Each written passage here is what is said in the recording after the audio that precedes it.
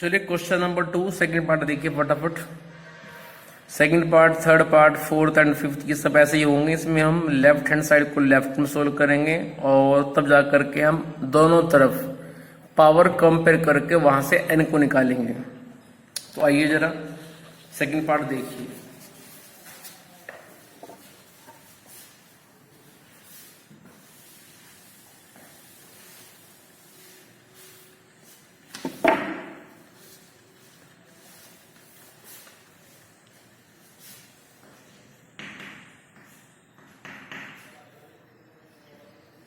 -7 to the power 2n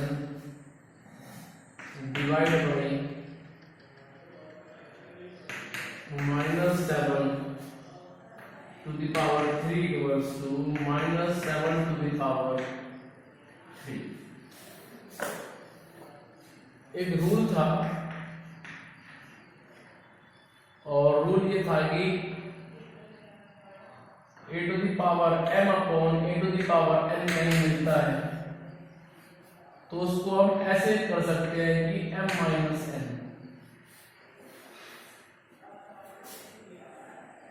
left hand side को ध्यान से देखिए। लेफ्ट हैंड साइड को मैं ऐसे लिख सकता हूं -7 to the power 2n divide by -7 to the power 3 equals to -7 to the power 3। मैंने केवल लेफ्ट हैंड साइड को सोल्व किया है। a डिवाइड b को लिख सकता हूं a अपॉन b, ये बात आप भी जानते हैं। चलिए अब देखो ध्यान से, -7 को आप एज a मान लीजिए, a to the power m upon a to the power n। तो मैं इसको ऐसे लिख सकता हूं कि -7 to the whole power 2n minus 3। Numerator में से डिनोमिनेटर को माइनस कर देंगे, equals to -7 to the power 3। दोनों तरफ बेस सेम है तो हम पावर कंपेयर करेंगे, तो लिखना पड़ेगा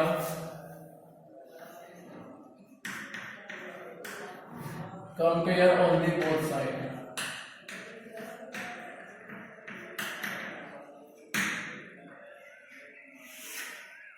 दोनों तरफ कंपेयर कीजिए। सो 2n माइनस 3 जो लेफ्ट हैंड साइड की पावर है उसको बराबर रखिए आप राइट हैंड साइड की पावर के। लेकिन ऐसा ध्यान रखना केवल हम तब कर पा रहे हैं जब दोनों तरफ सेम बेस हैं। आप देख लीजिए ध्यान से, left side and right side दोनों में बेस -7 है। 2n इक्वल्स टू आ जाएगा 6 और n आ जाएगा 3। चलिए आगे।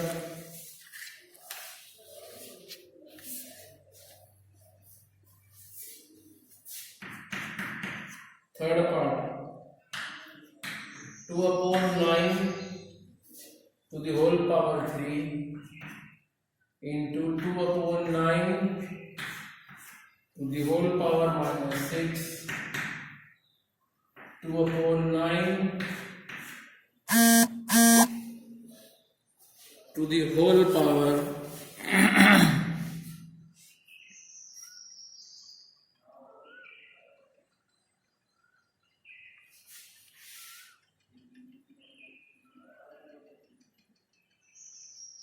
2n minus 1 है शायद मेरे ख्याल से।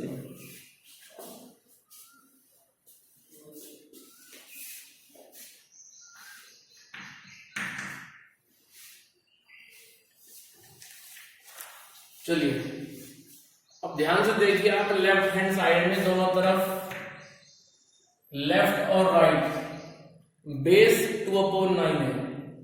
जब 2/9 को एज अ बेस मल्टीप्लाई करेंगे हम उसी में ही, तो पावर हो जाएंगी ऐड।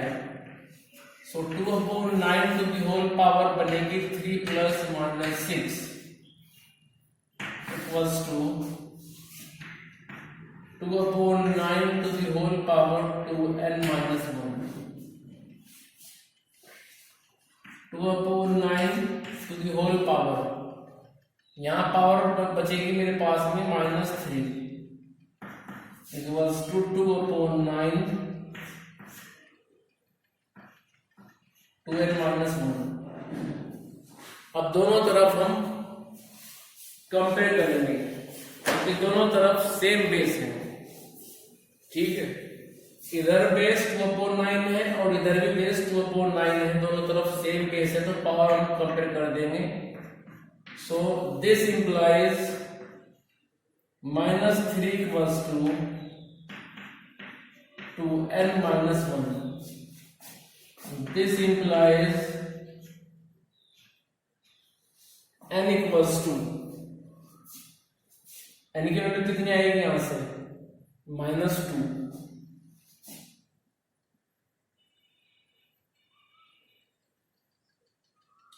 सॉरी n की वैल्यू आएगी यहां से -1 और ये आपको होगा रिक्वायर्ड आंसर, क्योंकि -3 को मिलेगा जैसे +1 तो बनेगा -2/2 आ जाएगा -1। सो इस तरह से n की वैल्यू आ चुकी है -1। तो जल्दी से ले लीजिए स्क्रीनशॉट, फिर आगे चलना है। जल्दी लीजिए screenshot.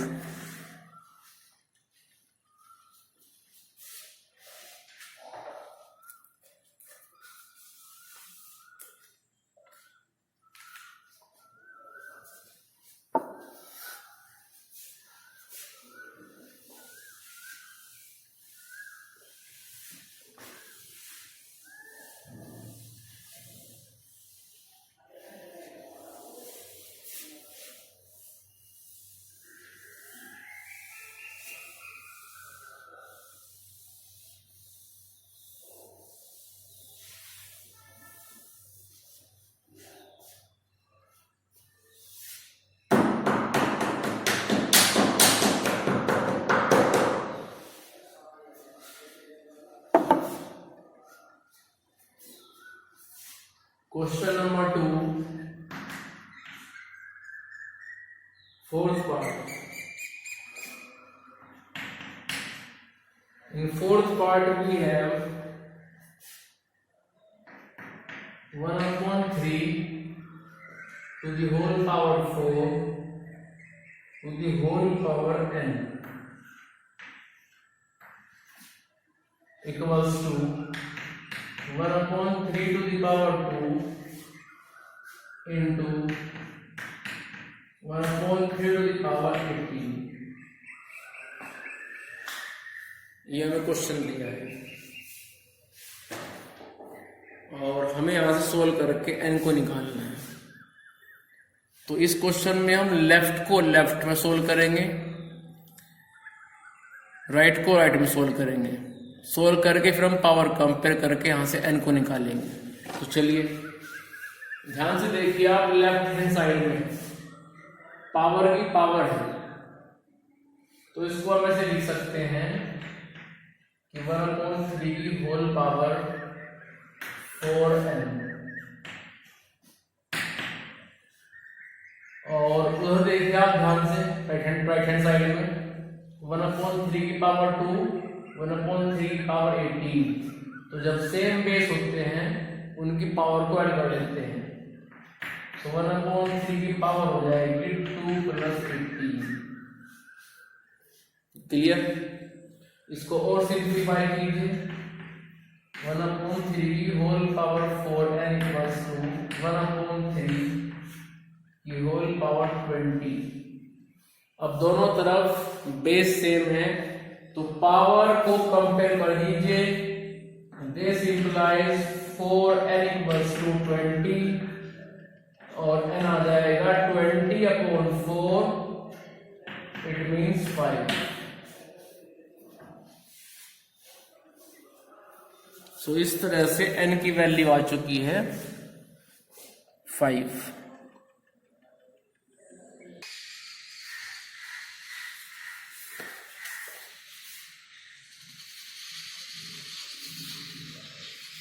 Fifth part. In fifth part we have 5 to the power n into 5 to the power 3 into 5 to the power minus 2 upon 5 to the power minus 5 equals to 5 to the power 12. चलिए तो solve करते हैं left hand side को left में ही। तो ये मेरे पास आएगा, ऊपर की तरफ देखिए सबसे पहले आप, ऊपर बेस सेम है, जब बेस सेम है तो पावर ऐड हो जाएगी। सो 3 plus n plus minus 2 upon minus 5 और 5 टू द पावर 12। चलिए अब इसी बात को आप ऐसे भी लिख सकते हैं कि 5 टू द पावर 3 बच जाएगा माइनस 2 तो बचेगा 1 plus n upon 5 to the power minus 5 equals to 5 to the power 12। अब लेफ्ट में देखिए आप, ऊपर और नीचे बेस सेम है, जैसे कि रूल था कि a to the power m upon a to the power n equals to a to the power m minus n।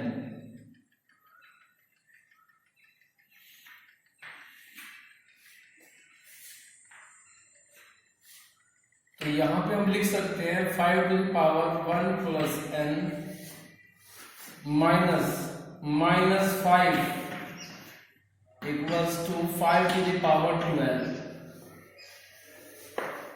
यहां पे जो 1 प्लस n है उसको आप m समझिए, और जो डिनोमिनेटर में माइनस 5 है उसको आप n समझिए। So result is m minus n। It means 1 plus n में से माइनस 5 को माइनस कर दिया है। सो मेरे पास बचेगा अब 5 टू द पावर 5 और 1 6 plus n equals to 5 to the power 12। दोनों तरफ पावर कंपेयर कीजिए। तो जब पावर कंपेयर करेंगे मुझे मिलेगा 6 plus n equals to 12, so n equals to 6। जल्दी कॉपी कर लीजिए इसको, जल्दी से लीजिए स्क्रीनशॉट, फिर आगे चलना है मुझे।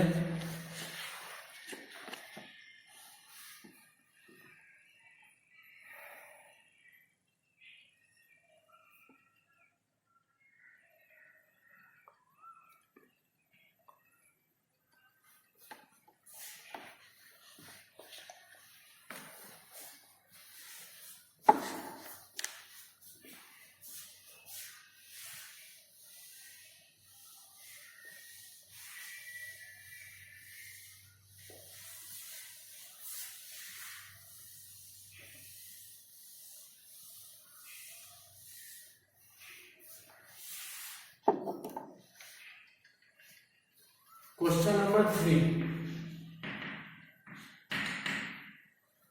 क्वेश्चन नंबर 3 में फर्स्ट पार्ट देखिए।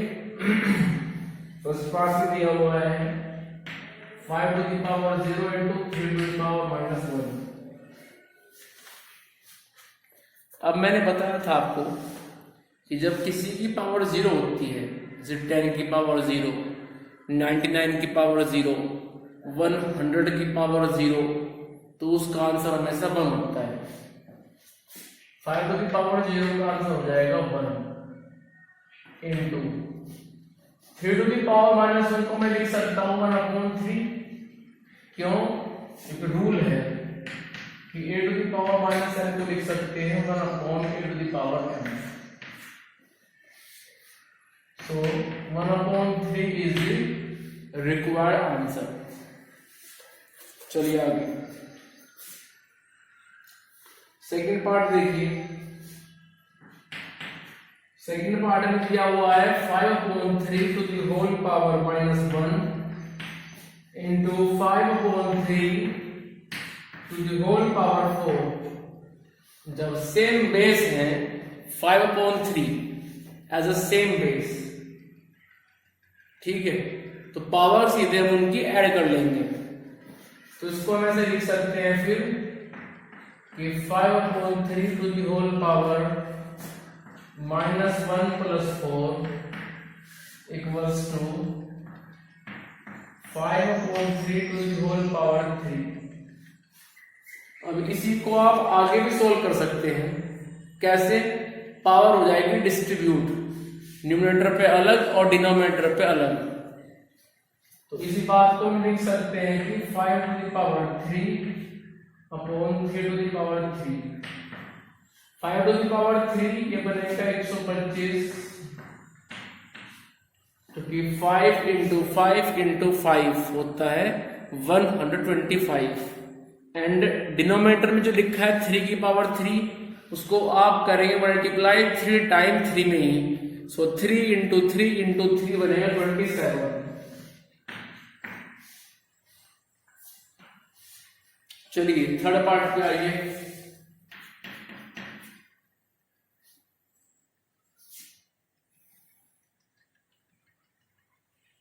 थर्ड पार्ट है 10 to the power 0, 100 to the power 0, 1000 to the power 0।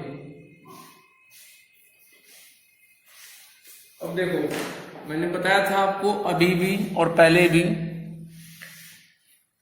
कि जब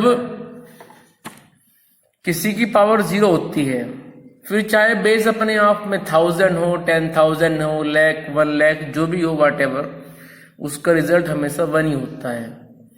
तो आप देख रहे हैं क्वेश्चन नंबर 3 के थर्ड पार्ट में 3 टर्म दी हैं और तीनों टर्म में बेस एक बार 10, दूसरी बार 100, तीसरी बार 1000 है और सब में पावर 0 0 है। तो यहां पे बेस मैटर नहीं करता है, बेस अपने आप में चाहे जो भी हो, यदि पावर 0 है तो आंसर हमेशा 1 ही मिलेगा।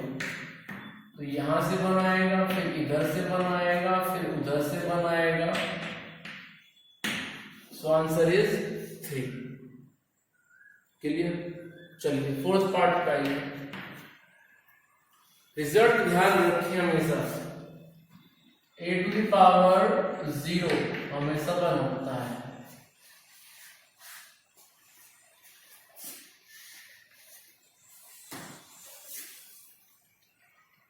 फोर्थ में आइए। फोर्थ पार्ट में है 1/7 to the whole power -1 into 1/7 to the whole power -2 to the whole power -1। तो सबसे पहले तो हम ब्रैकेट को सोल्व करेंगे। आइए जरा, अब देखो ये बेस सेम है 1/7 1/7।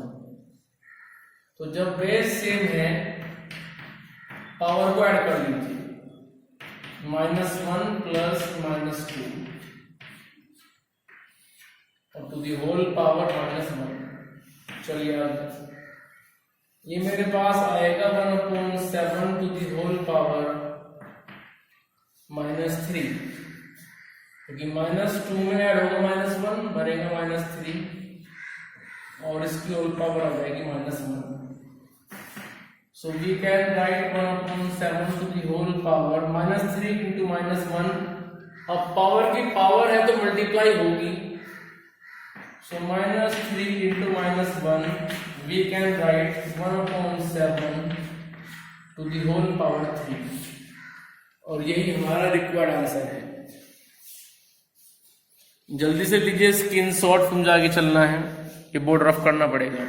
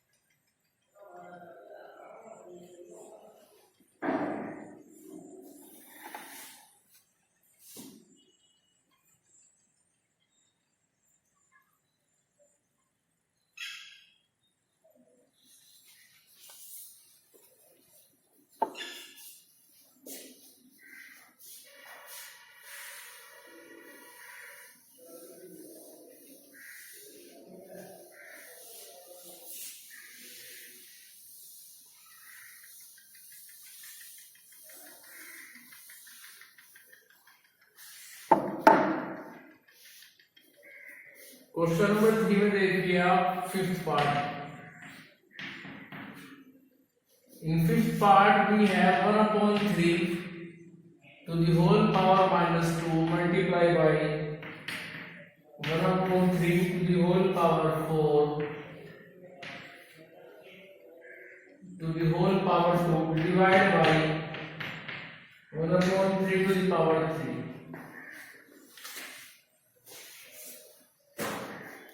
सबसे पहले हम सॉल्व करेंगे इस पार्ट को जो ब्रैकेट के अंदर है, उसके बाद इसको डिवाइड कर देंगे हम उस लास्ट टर्म से जो कि इसके और उसके बीच में डिवाइड का ऑपरेशन है। चलिए 1/3 की पावर -2 है, 1/3 की पावर 4 है, बेस सेम है तो पावर ऐड हो जाएगी। तो 1/3 to the power -2 plus 4 to the whole power 2 divide by 1/3 to the power 3। ठीक है, यहां तो कोई दिक्कत। चलिए 1/3 की पावर को सोल्व कीजिए तो बनेगा 1/3 to the power 2 to the whole power 2 divide. ये जो पावर 3 है इसे कर दीजिए आप डिस्ट्रीब्यूट, 1 पे करेंगे तो 1 to the power 3 बनेगी।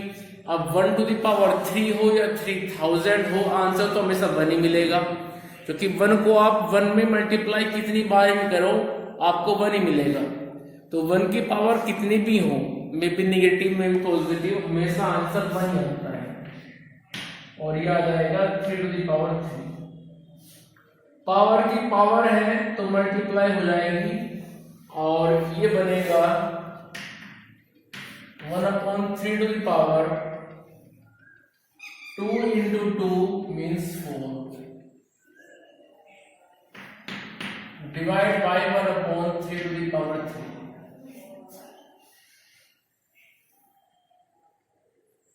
या आप एक काम करें, इसको आप ऐसे रहने दो, डिस्ट्रीब्यूट मत करो। चलिए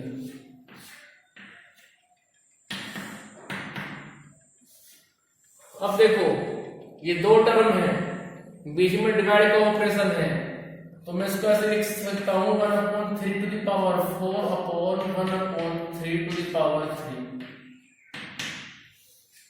ऊपर और नीचे बेस अपने आप में सेम है, तो इसको हम ऐसे लिख सकते हैं 1/3 to the power 4 minus 3। It means 1/3 आपका आ गया आंसर। दोबारा फिर सुन लीजिए, यहां मैंने 1/3 की पावर 4 को डिवाइड किया 1/3 की पावर 3 से, a to the power m upon a to the power n, result होता है a to the power m minus n। Means जो न्यूमरेटर में पावर थी, न्यूमरेटर की पावर में से डिनोमिनेटर की पावर को माइनस कर दिया गया, सो आंसर इज 1/3। तो इस तरह से ये क्वेश्चन मैंने करा दिए हैं और इससे आगे जो क्वेश्चंस हैं वो आप अपने आप ट्राई करेंगे। क्वेश्चन नंबर जैसे कि 4 है, क्वेश्चन नंबर 5 थोड़ा टिपिकल है, इसको मैं करा दूंगा, लेकिन क्वेश्चन नंबर 4 को आप खुद कर सकते हैं। ठीक है, क्वेश्चन नंबर 3 में एक पार्ट रह गया, 6th पार्ट, ये आप खुद करेंगे, ये आपका होमवर्क है। यदि कोई प्रॉब्लम आती है दिए हुए होमवर्क में तो आप बिल्कुल पूछ सकते हैं, कोई क्वेरी है, कोई डाउट है तो मुझे व्हाट्सएप कीजिए, कॉल कीजिए, जिससे कि आपको मैं उस क्वेश्चन के रिगार्डिंग बेटर सोल्यूशन दे सकूं। ठीक है, लेकिन कोई भी क्वेश्चन छोड़ना नहीं है, आपको नॉलेज लेनी है, जो कि नेक्स्ट ईयर आपको जरूरत पड़ेगी इन सब की। तो क्वेश्चन नंबर 4 आप करेंगे, क्वेश्चन नंबर 5 मैं करा दूंगा, क्वेश्चन नंबर 6 ये आप कर सकते हैं। यदि ना हो तो मुझे बता देना, इसको भी मैं करा दूंगा, लेकिन इसको आप एक बार ट्राई जरूर करें। ऐसा ना हो कि आप बिना ट्राई किए ही बोल दे कि सर क्वेश्चन नहीं हुआ है। मैथमेटिक्स में क्वेश्चन को देख कर से एकदम सरेंडर नहीं करना चाहिए कि भाई क्वेश्चन हमसे नहीं होगा या फिर तो हो ही नहीं सकता है, क्योंकि जब आप एफर्ट करते हैं कि आप तो क्वेश्चन आपसे हो ही जाए, क्लियर, और तब आपने जो क्वेश्चन किया है वो आपको याद भी रहेगा भी हमने ऐसे किया था, इसको अपने एफर्ट से किया था। तो मैथमेटिक्स में आपको ईच एंड एवरी क्वेश्चन में अलग अलग सिचुएशन मिलती है। उस सिचुएशन में आप अपनी नॉलेज को यूज कीजिए, जो कंसेप्ट हम बता रहे हैं उनको यूज कीजिए, जिससे कि आप उसके आंसर तक पहुंच सकें। बट देखते ही फर्स्ट अटेम्प्ट में ही सरेंडर नहीं करना है। क्वेश्चंस को लिखिए, उनको अटेम्प्ट कीजिए, ट्राई कीजिए करने की। यदि नहीं हो रहा है बार बार करने के बाद तो मुझे बताइए, लेकिन एक बार अपने आप ट्राई जरूर करना चाहिए। क्लियर? तो इस तरह से ये आपका होमवर्क है, इसको आप करेंगे, बाकी हम डिस्कस करेंगे फिर नेक्स्ट वीडियो में।